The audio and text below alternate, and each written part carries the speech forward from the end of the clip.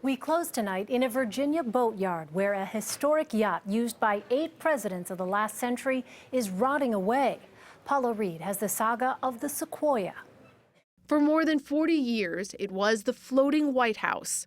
U.S. presidents going back to 1933 boarded the Sequoia to get away.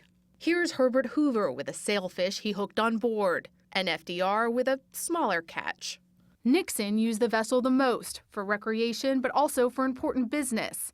He discussed the nuclear arms race with Soviet leader Leonid Brezhnev there, and after Watergate, decided on deck that he would resign. He asked the crew to turn off the lights and leave him alone, where he played God Bless America for over 30 minutes at the presidential piano. Matthew Vilbis has been the ship's captain since 2010, when the boat was being hired for private charters. He says ownership of the Sequoia has changed hands several times since 1977, when President Jimmy Carter decided the government no longer needed a high-maintenance luxury yacht and sold it. I think it's very beautiful, but I'm glad I, as a taxpayer, no longer have to help support it. The ship puttered along the Potomac in retirement until a few years ago when she was hauled out of the water for maintenance. That's when the saga of the Sequoia ran aground. Slowly, with each passing season, she withered.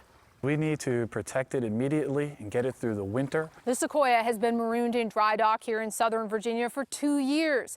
As you can see, it's exposed to the elements, and every drop of rain contributes to its decay. The damage isn't just on the outside. The interior has faded into squalor. Inside, where JFK celebrated his last birthday, Captain Vilbis discovered a family of squatters. 5 raccoons, 3rd stateroom, sitting on our American flag. What kind of damage specifically did they do?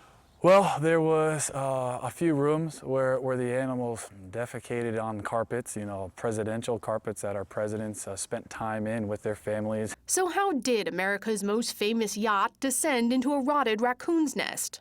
During the past several years, the Sequoia has been at the center of a contentious legal battle to decide its rightful owner and who should bear the cost to repair it. Last month, a judge ruled a company that has already sunk a fortune into the ship could purchase it for $0.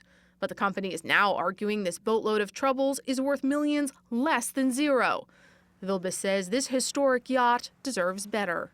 I spend hours, days, evenings with and without family on board. When you spend that time on her, it becomes an extension of yourself. The captain is determined to see the Sequoia sail again once the litigation is settled.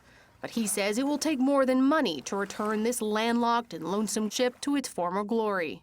The restoration of this vessel at this point is going to take 15 to 20 shipwrights trained in classic wood building, 10,000 plus hours. The plan is to bring the Sequoia up to Newport, Rhode Island to begin restoration, a process that could take up to 3 years. Paula Reid, CBS News, Deltaville, Virginia.